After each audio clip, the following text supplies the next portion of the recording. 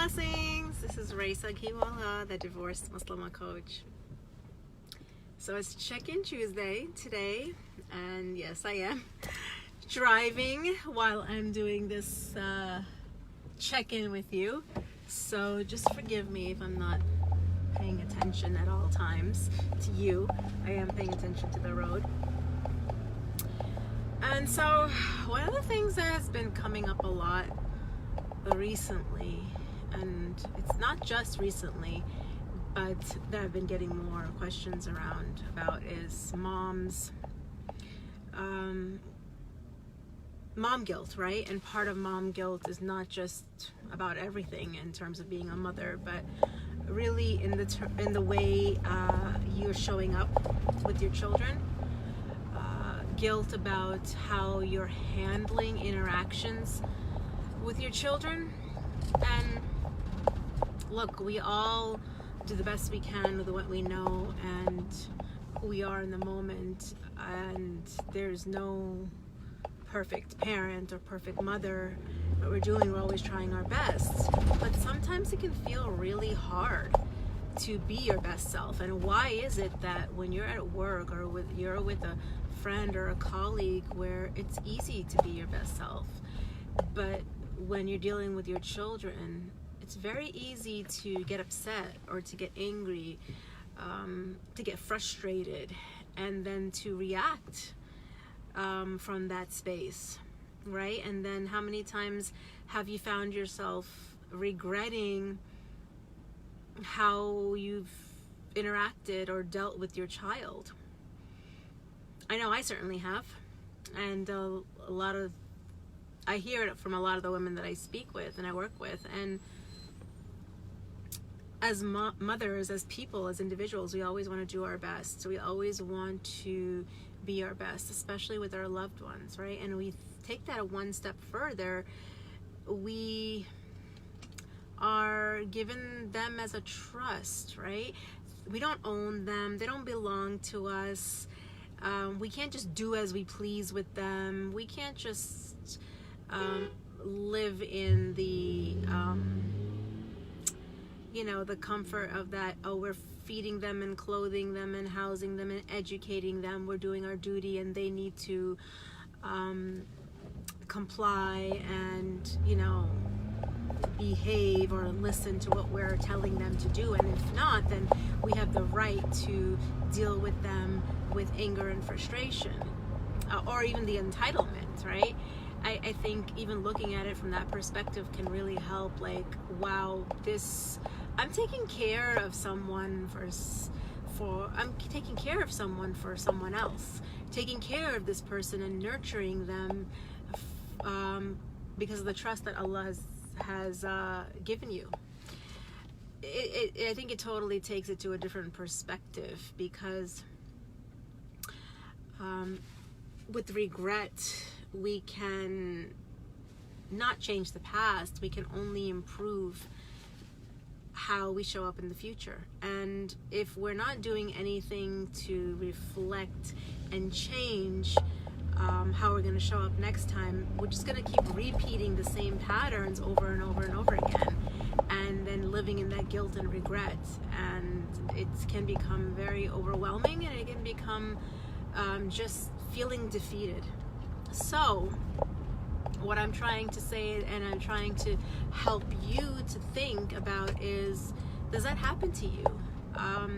Do you get stuck in that, how you show up with your kids because you're frustrated or you're angry or you're upset? Whatever is going on for you in that moment in your day, however you're experiencing it, whether it's through joy, excitement, anger, frustration, resentment, like that is the lens that you're going to be communicating with your child with, right?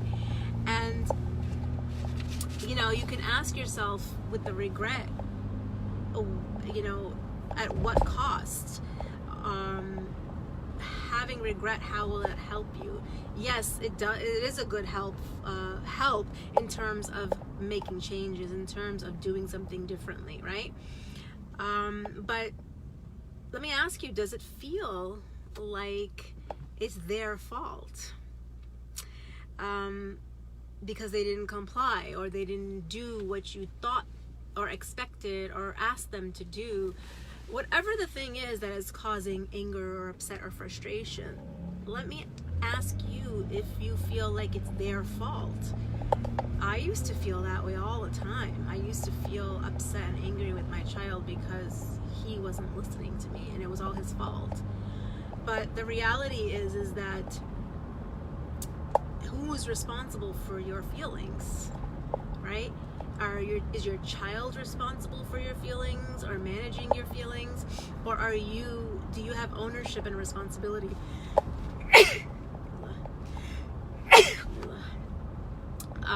for your own feelings?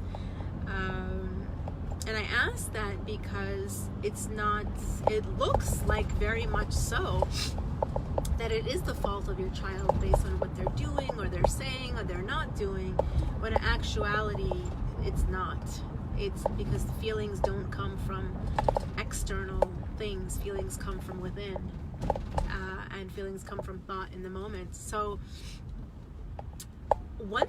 first step is once we can get out of that rut of that blame and that shame. Like another example would have been if somebody spilled something or broke something, I used to say to my kids, who did this, right? Like pointing the finger, and that's blaming or targeting the person, and that's shame as well. Okay, well, putting that person on the spot, well, who did this? Who's the culprit? Who's the one?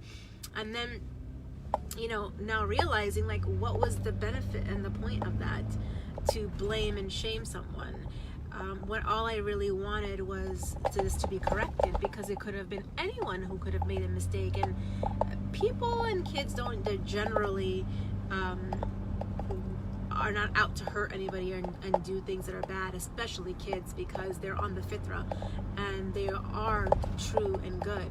So there's no point in blaming. There's no point in shaming. If there's something that's wrong or broken or fix it, or have a teaching moment and sharing, hey, when we do this, let's just make sure we treat it this way, or we take care of it this way. And we're talking about a we instead of a you, and nobody feels that pressure or that being put on the spot, or that feeling being put down because they made a mistake or they did something wrong. And so I think the first part is really just understanding where your own feelings are coming from, and that you're coming from your own thinking around the situation, or whatever is going on within you is what is coming out. And so when number one is stop putting the blame on our children for how we're feeling and how we're acting, is the first step. And then the second step is looking for ways to break those patterns of yelling or of blaming or of shaming, or threatening, whatever it is, in order to get your child to comply, or thinking about it as children are naturally, they show up as their best self, or they show up as purity and goodness when they're on track. And that's a video for another day, another topic, how children are on track, what helps them to stay on track and be their best. But just some food for thought, and I thought I would leave that with you, because that was something that was coming up with a lot of women in helping them be the best mother possible. And so those two things were in terms of taking ownership and responsibility for your own feelings, understanding where it's coming from, and then not blaming or shaming, and then shifting patterns of behavior, recognizing first that the change can be made from within, and the other person doesn't have to change in order for you to be okay and still respond in your best manner. And then once we understand that we can start changing and shifting things, patterns of behavior, then we can show up differently and we can feel better about ourselves.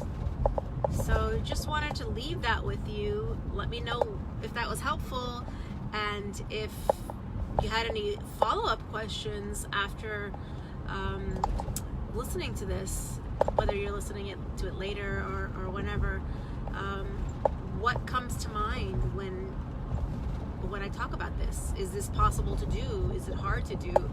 Where are you getting stuck in trying to do this? Just some things to think about and some food for thought in terms of how we show up with our children and taking ownership and responsibility for how we treat them, how we consider them, how we even view them as not our property, and how we would take care of or treat anything or anyone that was trusted to us, like our friend's child or sister's child or someone who comes over for the day, or something of value that somebody asked to watch or to keep for you, right?